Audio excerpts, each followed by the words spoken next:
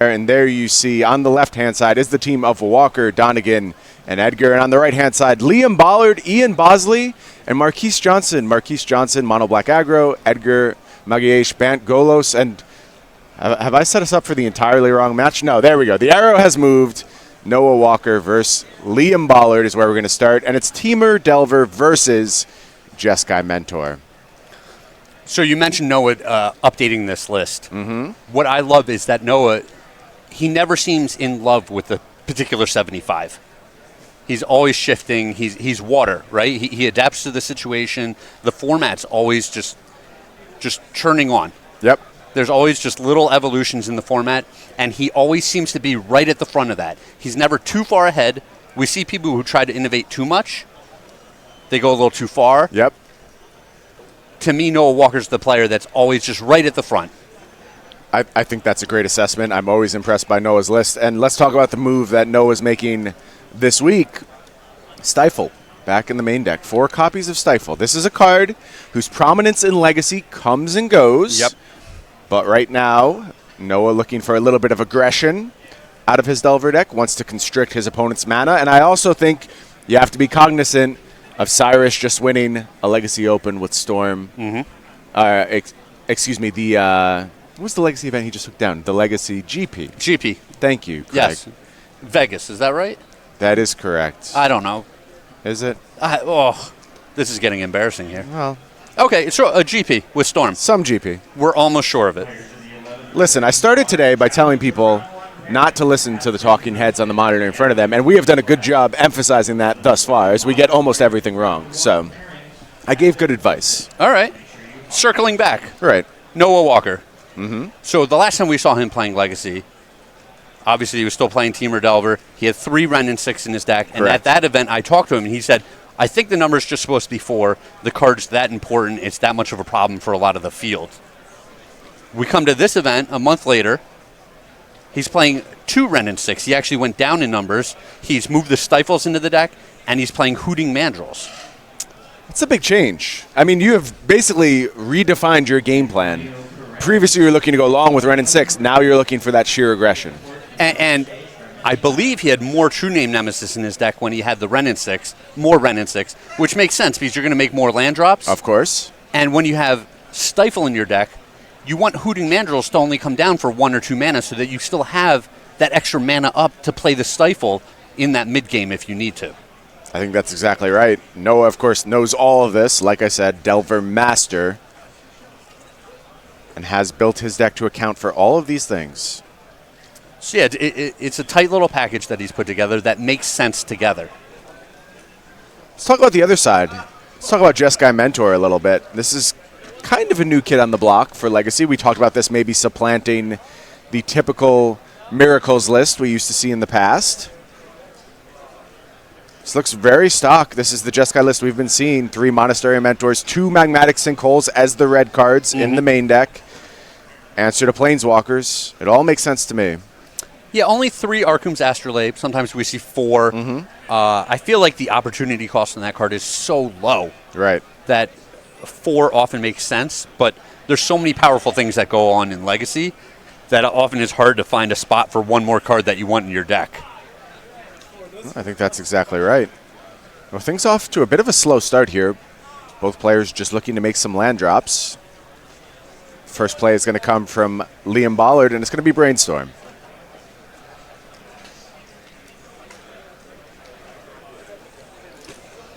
And we're already seeing, like to me, the allure of these Mentor decks, the Jeskai deck or just the 2-color blue-white deck, is that you get to play so many basics. And you just don't worry about Wasteland the same way some of the other decks do. Yeah, that Wasteland likely to be a blank here. Very easy for Liam to just go get a basic. Also playing around Stifle, responding to Noah's fetch with his own fetch.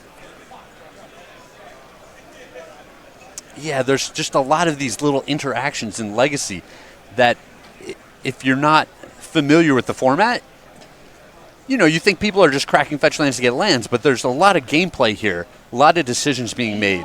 Yeah, every decision matters in Legacy. All those micro decisions, they add up to determine the outcome of the game more often than not.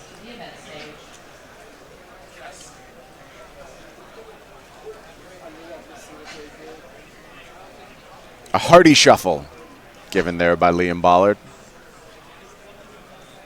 And now we will resolve this brainstorm. Jace, I think Swords to Plowshares, missed the last card there.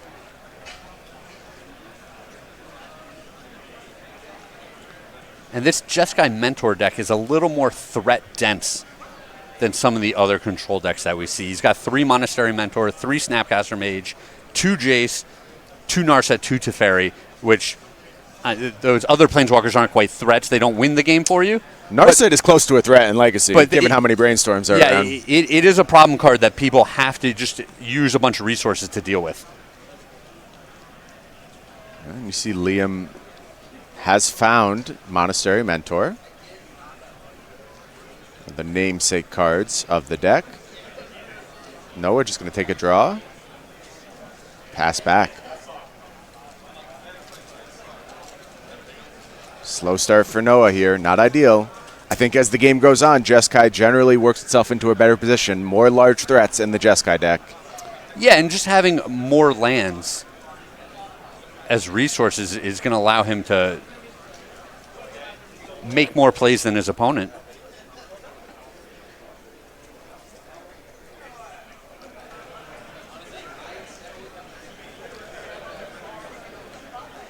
Here's our first stifle of the match. Cast by Noah Walker on that fetch land.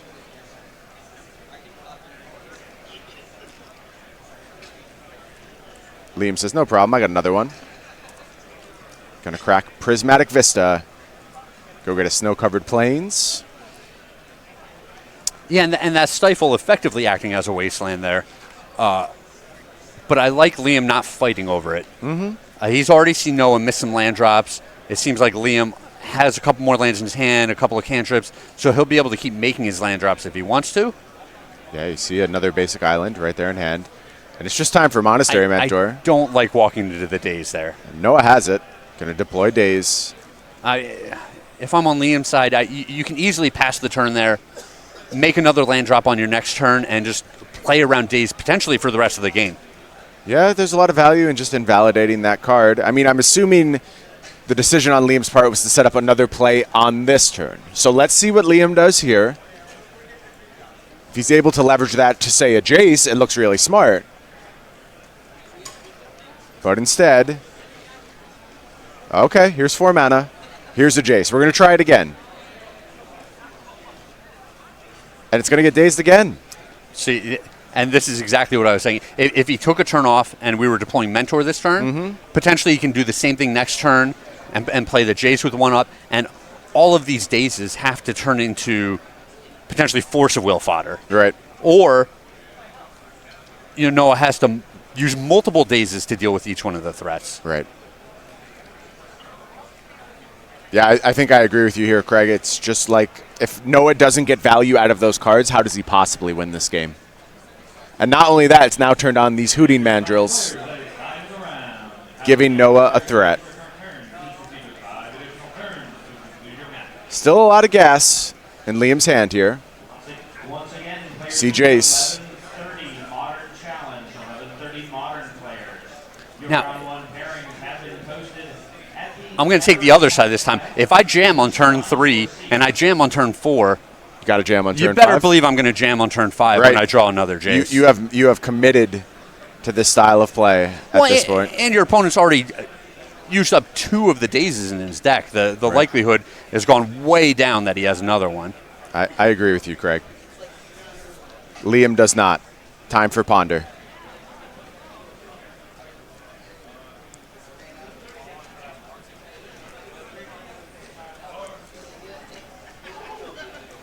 Still could make a land drop and attempt the play. That's fine. Yeah, and so I said I would jam, but I don't think taking the turn off here is a big mistake. Maybe he's saying, all right, I walked into Daze a few times. I don't need to do that again. I want to deal with this Hooting Mandrill, so I have a Swords to Plowshares. I can do that this turn. I can do the Ponder this turn, sculpt my hand a little bit, and then revisit this Jace when I can play around Daze. Looks like we're going to grab Prismatic Vista and just pass the turn back to Noah. Lightning Bolt, Daze, Spell Snare in hand for Noah, I believe. Here is Swords to Plowshares.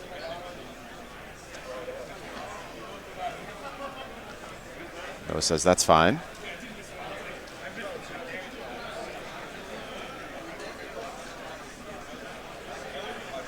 Noah up to 23.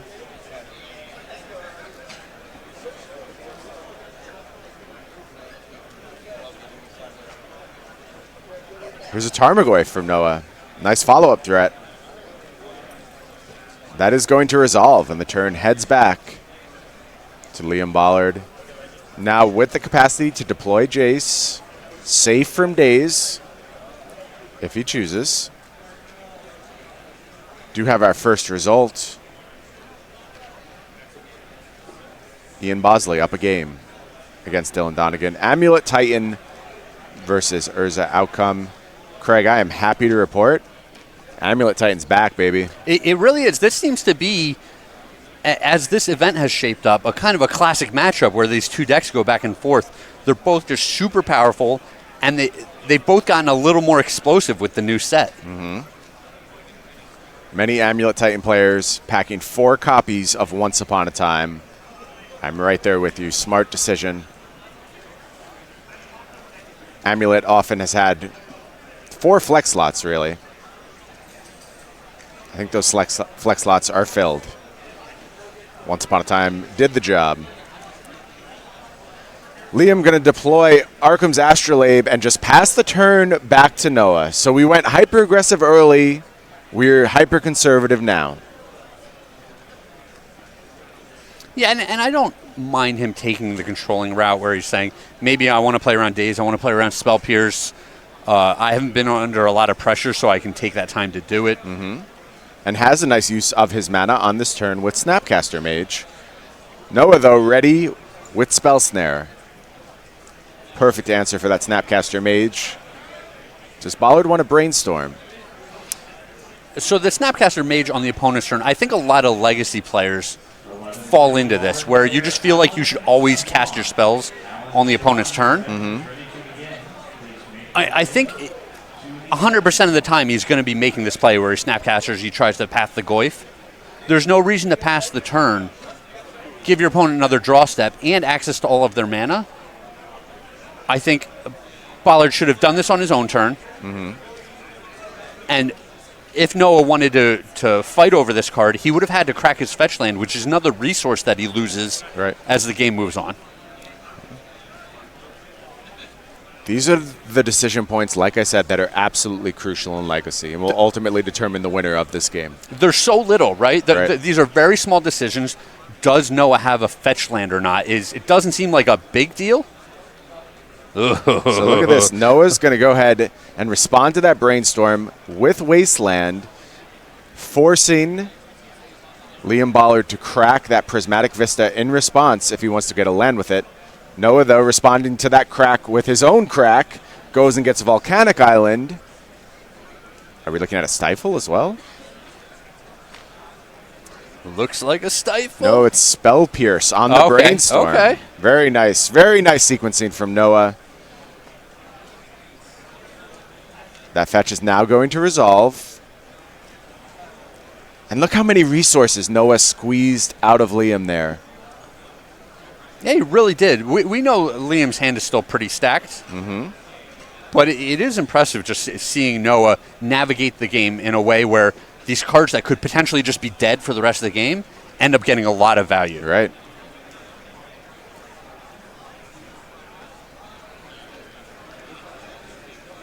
I mean, really, what was that Wasteland going to do as this game went on? Almost nothing. Almost nothing. Yeah, this was the best usage for it. Now, though, the turn heads back to Liam.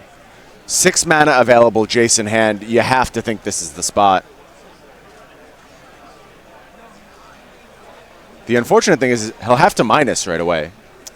Yeah, you say unfortunate, but it's even better than a Time Walk, right? You know what, though? He's actually got a land drop left. Doesn't have to minus. Could instead look to Council's Judgment. Sure, I still like minus. Pass the turn. Next turn, you get to Brainstorm and then Council's Judgment. potentially with counter magic up. It looks like we're just going to Council's Judgment now on that Tarmogoyf. That's going to get met with a daze.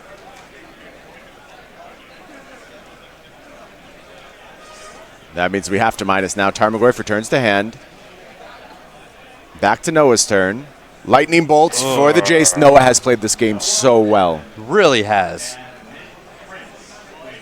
Yeah, the fact that Liam is now out of resources is just absurd. Here's that Tarmogoyf again.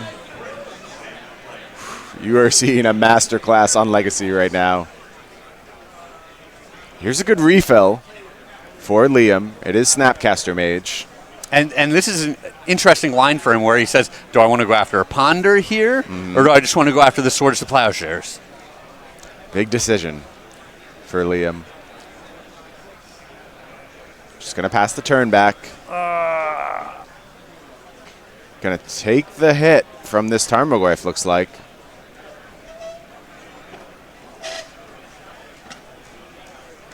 And Liam's going to fall to 6. Noah just passes the turn back. Liam draws a fetch land.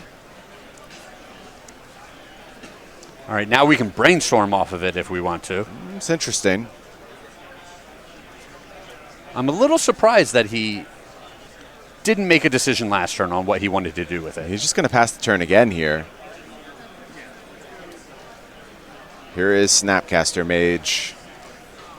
Noah's going to go ahead, cast Force of Will on that Snapcaster Mage. Yeah, and again, Brian, I'm a little frustrated that we gave Noah 2 extra draw steps in order to find either Force of Will or a blue card to go with the Force of Will. Yep, and Liam's going to fall to 1, draws Council's Judgment at the last moment.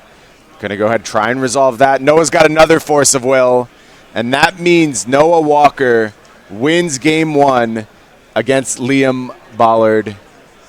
I am awestruck right now. I mean, it's just so impressive watching Noah navigate these games where it's just like, all right, your opponent has a Mentor, he's got Swords to Plowshares, he's got 2 Jaces, it's just like everything. He makes all of his land drops so, he can play around your soft counter spells, and somehow at the end of the game, Noah's just used almost every possible resource, only has 2 lands in play, almost no cards in his hand, and he crosses the finish line. If I show you the cards that were seen by both players across that game, you would put a large bet on Liam Bollard winning very, very easily.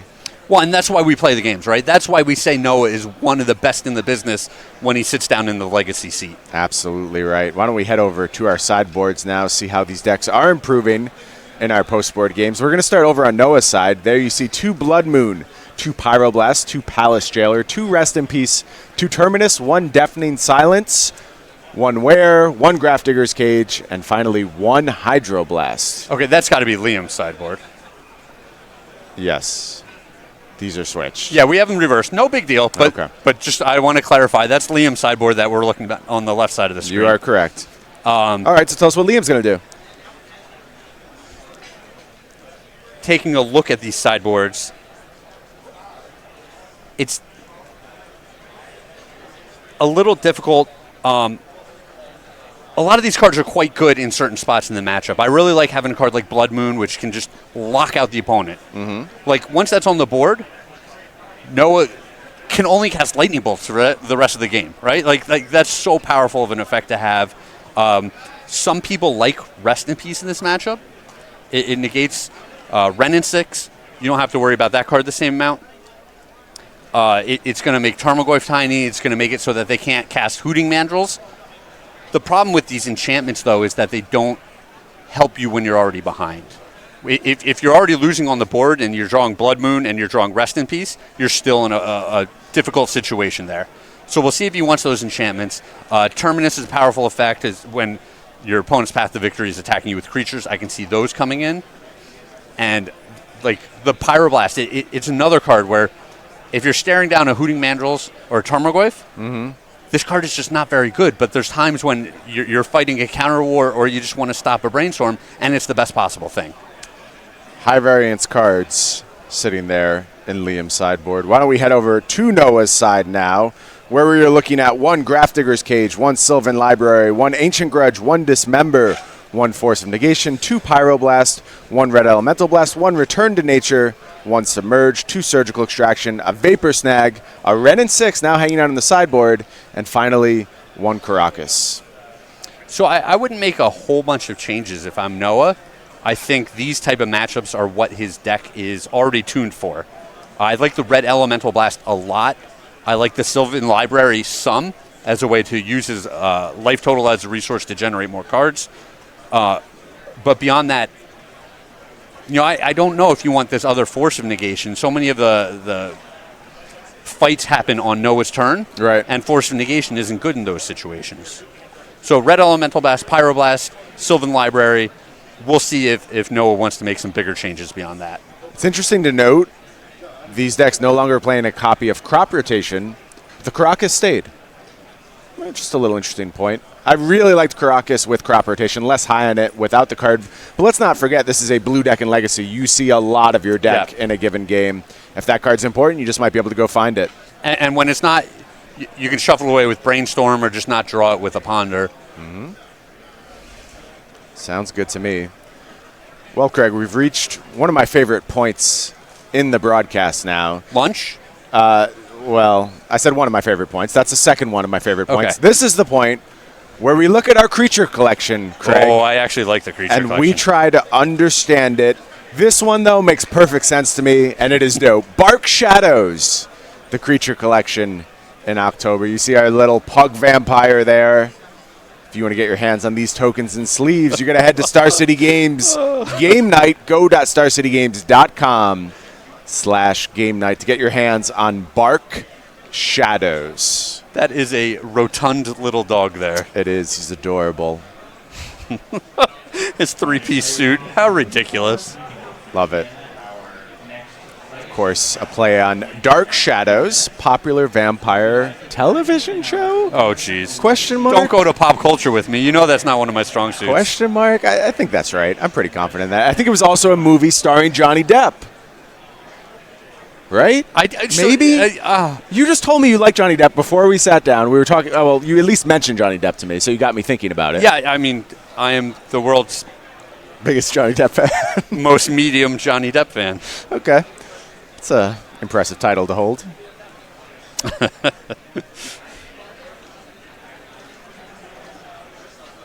Yeah, I feel like Dark Shadows is the type of thing that Tim Burton would love. Oh, for sure. Tim Burton, also responsible for one of my favorite movies of all time, Nightmare Before Christmas. I knew that's what you were going to say. Mm-hmm. It's a classic. It really is. I like the first Batman movie, too. Do you watch A Nightmare Before Christmas? You watch it on Halloween. I just watch it whenever. Do you watch it on Christmas? I will watch it anytime. But do you associate it with both holidays? I do. Okay. I associate it equally with both holidays, and I think that's one of the great things about the movie is that it speaks to both equally well. It's such a successful crossover of these two very different themes. Absolutely. Looks like we are ready for some more Legacy action. The play is going to start over on Liam Bollard's side. Has to lead with one of the two dual lands in the deck. Volcanic Island is the play. That could matter a lot. Ponder on turn 1 from Liam Bollard. So it's a little interesting because the Teamer Delver deck, one of the strategies that they sometimes use is actually siding out all of the wastelands because they're so mediocre in this matchup and just getting even more threat dense or answer dense as it might be. So it's possible that if Noah utilizes that strategy that he doesn't even have wastelands in his deck anymore. Mm-hmm. Well, we shall see as the game goes on. Or we may not, Craig, because I have word Edgar is on the ropes against Mono Black Aggro. And it could be that this entire match is decided off camera. We will keep you posted, obviously. Yeah, it's funny because the Legacy matchups are actually some of the faster ones in the format. Usually. And we might just have that rare matchup that finishes before Legacy. The other two matches finish before Legacy. Yeah, I think we might just try and go over to the standard matchup, because if that is going to determine the outcome here, I certainly want to be there for that. And here we are on the standard matchup. Well, this doesn't look even close to over to me, Craig. This looks like a Witch's Oven and a Priest of Forgotten Gods against a bunch of lands. We'll see how it develops. Got him to 19 or whatever the case. I heard, too, that people were just desperate to see more Golos. And I am happy to provide exactly what the people want. Well, good news for the people. I looked at all of the deck lists. Mm-hmm. This is the only Golos deck that made day 2. Craig, do you remember that thing I said about not trusting the people telling you things on the screen? This definitely falls into that. I think it's about 50% Golos, quite frankly. Maybe more than that. Yeah, I actually think it's higher than 50% of the standard decks are Golos decks. Yep. So you're going to see a lot of this as we check in on standard. But let's not ignore the deck on the other side of the table. Magalhaes Johnson playing mono black aggro. Yeah, and he's playing the Cauldron Familiar Witch's Oven version of the deck. We talked about this yesterday. I like that version quite a bit. When the pieces come together, this deck does some pretty absurd things. Right. We'll have to see. Magalhaes can execute his game plan here.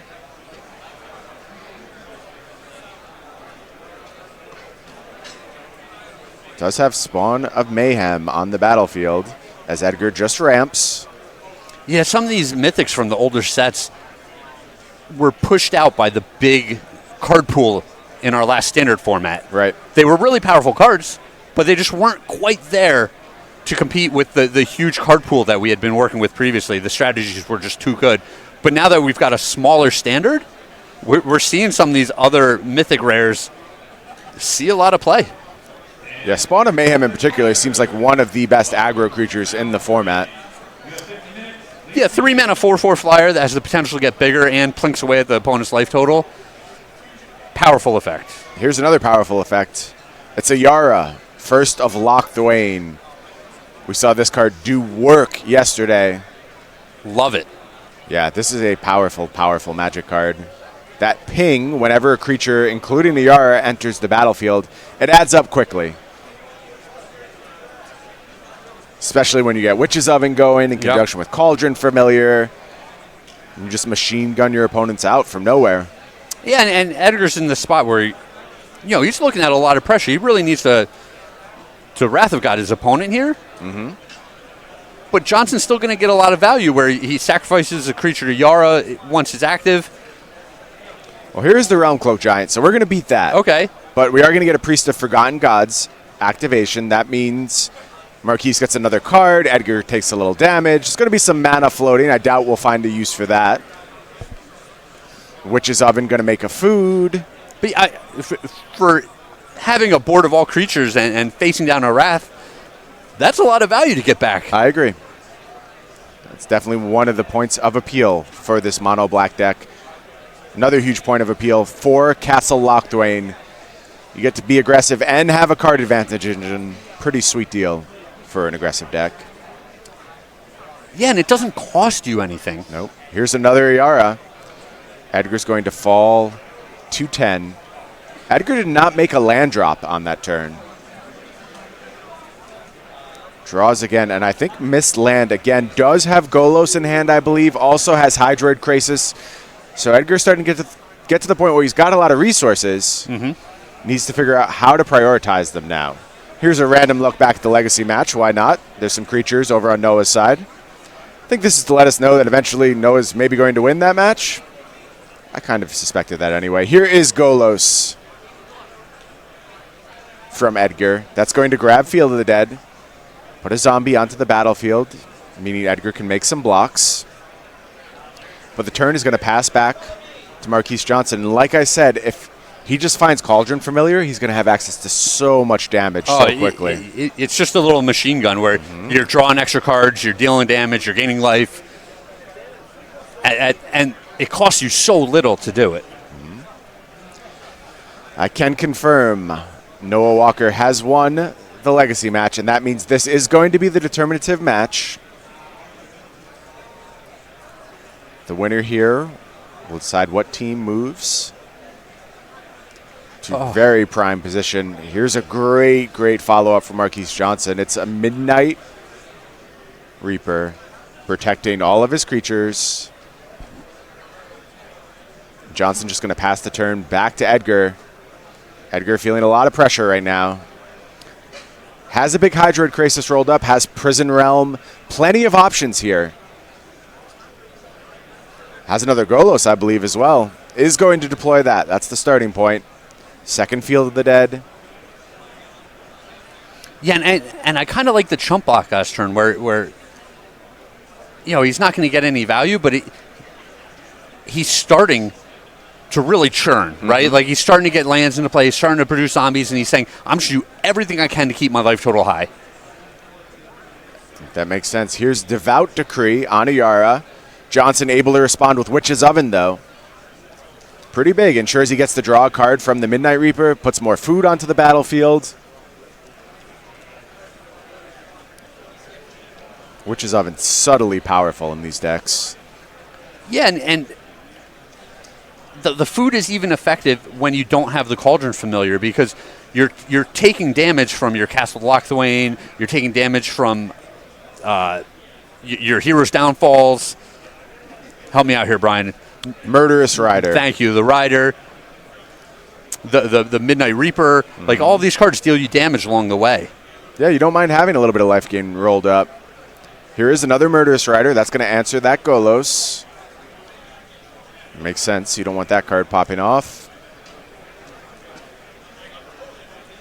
Second play for Johnson. It's another Castle Lochthwain, meaning the card advantage engines are online.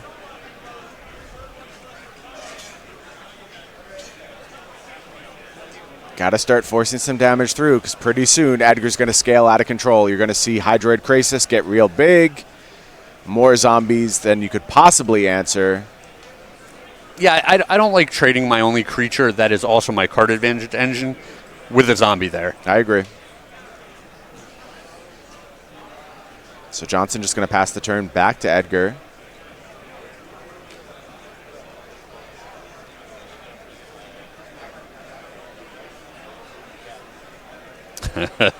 Big taps, aggressive taps on this Hydroid Krasis. 4/6. 3 cards, 3 life headed Edgar's way. Still no land. No land. That's incredible. I don't know if offhand if Edgar's list is 29 or 28 lands, but either way, I mean, yeah. When basically half your deck is land, you don't expect to be missing this many land drops. You do not. 28 lands for Edgar this week. It's just not enough. Yeah, I blame Beanstalk Giant. Somehow this is Beanstalk Giant's fault. I don't know exactly how, but... Ooh. Here's a nice little follow-up. It's 2 Cauldron Familiars.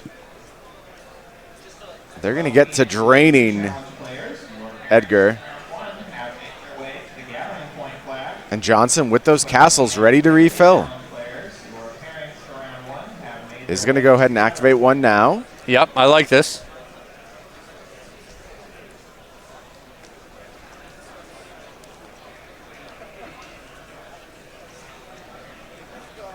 Maybe Edgar's the one who needs to get this game over with in a hurry. Yeah, it's actually possible, because if Johnson's able to find like an Ayara, these cats, just the damage is really going to start piling up. Yeah, they will kill Edgar quickly. As it stands now, they just represent so much damage. And cards. Absolutely.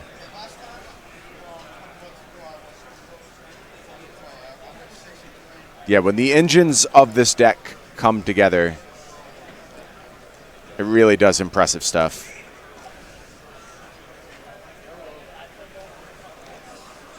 Looks like Edgar with another Krasis in hand. Has Devout Decree. Prison Realm. Maybe thinking about a Prison Realm on Reaper? You just have no good options here, it feels like.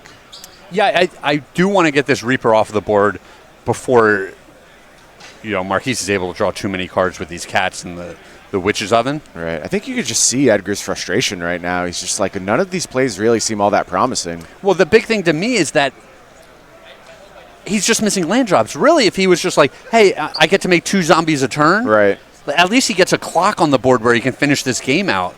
But missing all these land drops means he's trying to just answer his opponent kind of 1 for 1, and that's a losing battle. I think that's a great point.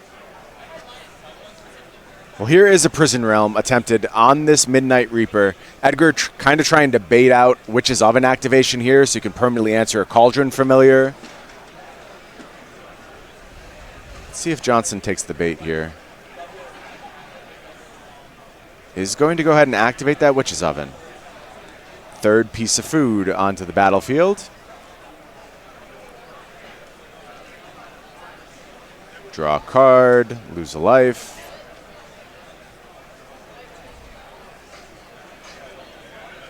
The coast is now clear, though, if Edgar wants to go ahead and Devout Decree. Oh, Kenrith is the play. Okay. I actually like that one. 6 damage in the air from Krasis. And I also like not attacking with my zombies here. Don't put those cats in the graveyard if you can avoid it. Johnson takes a draw here. If Edgar gets to untap with Kenrith, he'll be able to grow his life total very quickly. Gain a lot of life and potentially just close out the game. Something like Circuitous Route, tons of zombies. They'd all get haste and trample. All right. I think Johnson knows that. Goes fishing with Castle Lochduin. Going to fall to 6 here.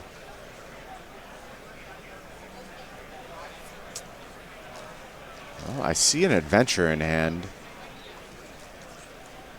A lot of food available. If this is a Murderous Rider and you kill Kenrith, can you survive the next turn? I think the answer is yes. Narrowly.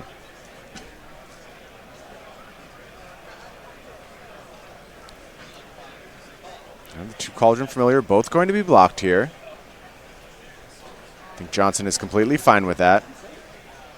Order of Midnight. Going to buy back a Yara. Play Yara. 1 damage to Edgar. Johnson gains a life. Has 4 more damage rolled up in the form of those cats. Yep, gaining a bunch more life. Gain 4 life. Okay. And he can do it one more time, sacrificing a cat to the oven, which just sounds so cruel when it comes out of my mouth. Doesn't sound particularly nice. But that's the flavor that they were going for when they made the cards. Edgar, though, has gotten to untap with Kenrith, gets a Golos, uses the Golos to make a bunch of zombies, and then says, Kenrith, give my entire team haste and trample. That's enough to kill you. And Johnson says, we're going to do some math here. Double check. But I think this is... Yeah, it's way over the top. Yeah.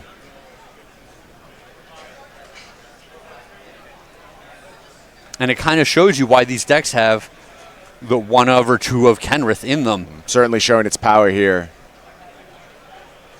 And that is going to do it. Edgar evens up this match at 1 game apiece, and that means we're going to be playing a 3rd and final game to determine who's going to take down this match. Super close, that game. Very entertaining. Absolutely. I think the mono black aggro deck is probably a little underappreciated in this format right now. We've seen it shine a couple of times on camera this weekend.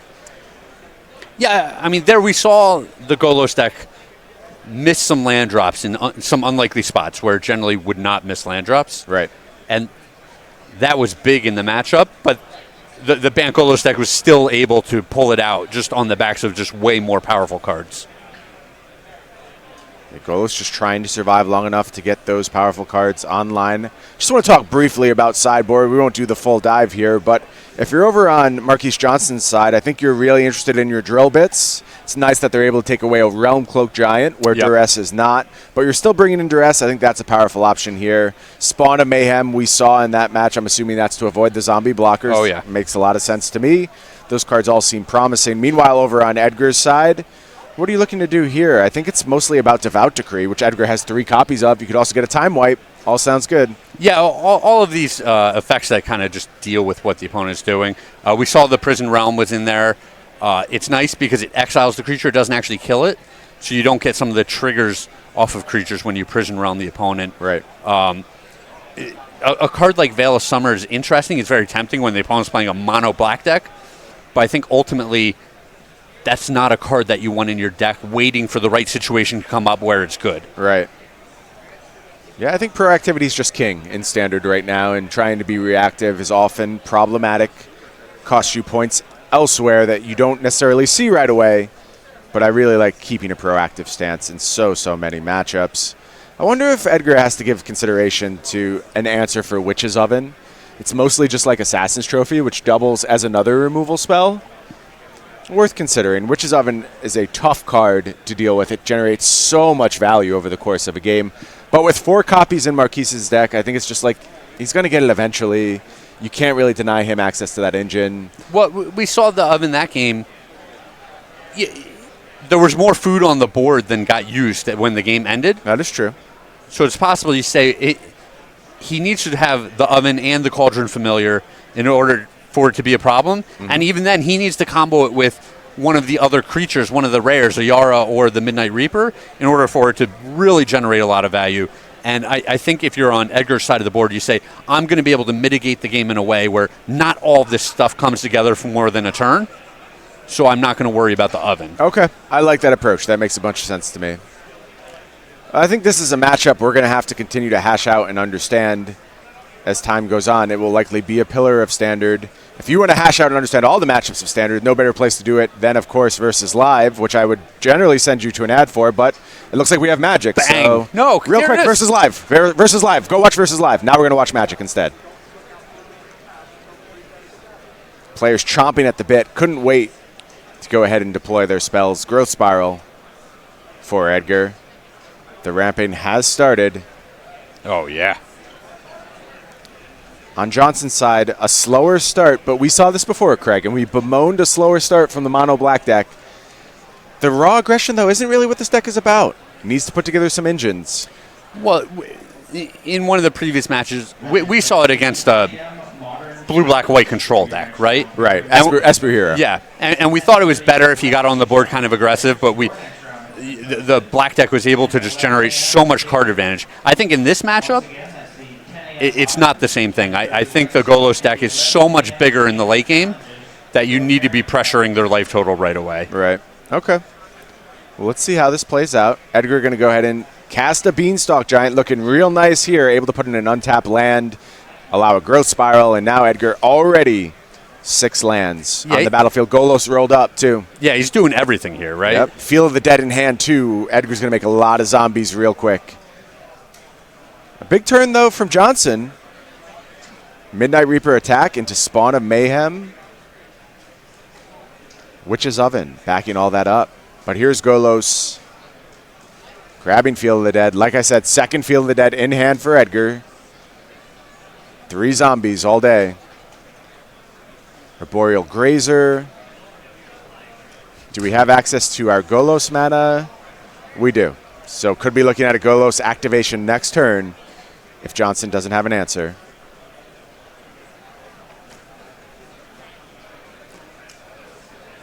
Step 1, attack with Spawn.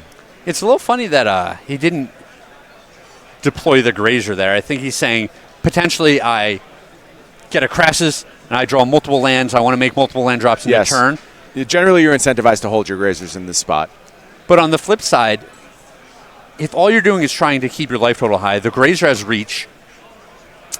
You can make that block in the future, though, right? You don't have to make it on that turn, and you can get a little bit more information before you do so. Here's that Crassus. Well, I mean, I don't know if he had that or if he drew it, but yeah, it's all working out at this point, right? Yep. 3 life, 3 cards in hand, and Edgar ready to get aggressive. The zombies are rumbling in alongside Golos.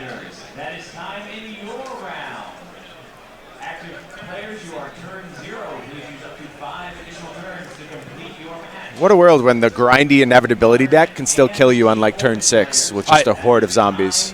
It's just absurd. Like, well, yeah, you make a land drop and you get 4 power or 6 power out of it, and you want to be casting super expensive spells, so you want to make all these land drops that give you the zombies along the way. It's just kind of crazy.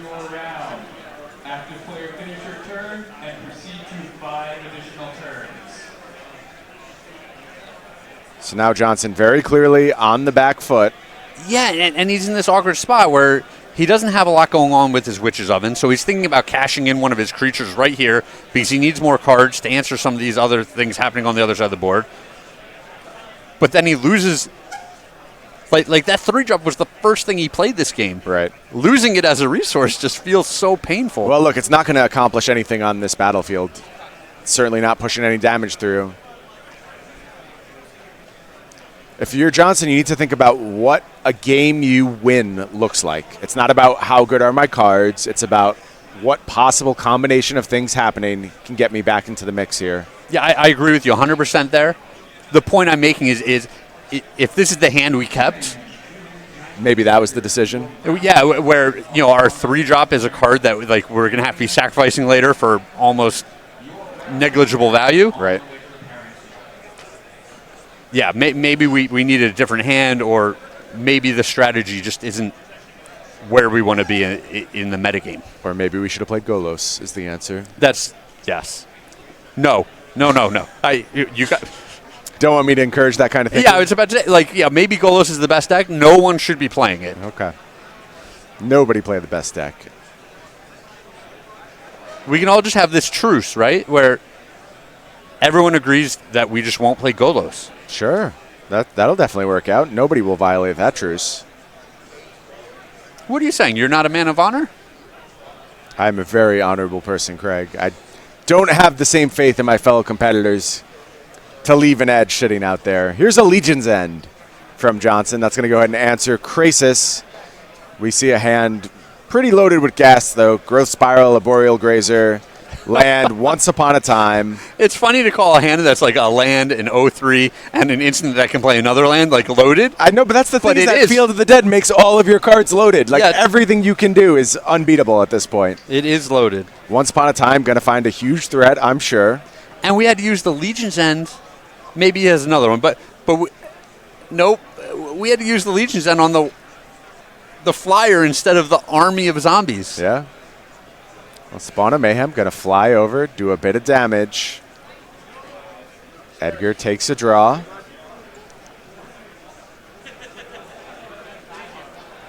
No messing around. Looks like Johnson does want to get that Golos off the battlefield. We'll fall to 1 with these blocks, I believe.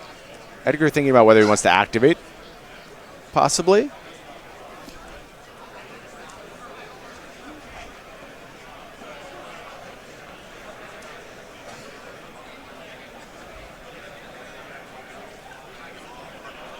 A lot of shrugging back and forth. The block is going to happen. Oh, I think it was a question of whether or not the oven was going to be activated. Gotcha.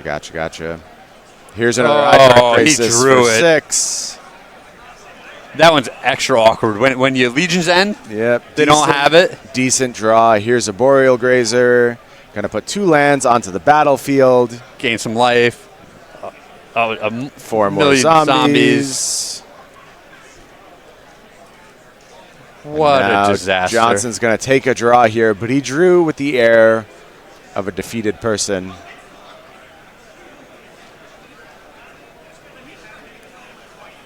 And he has, in fact, been vanquished.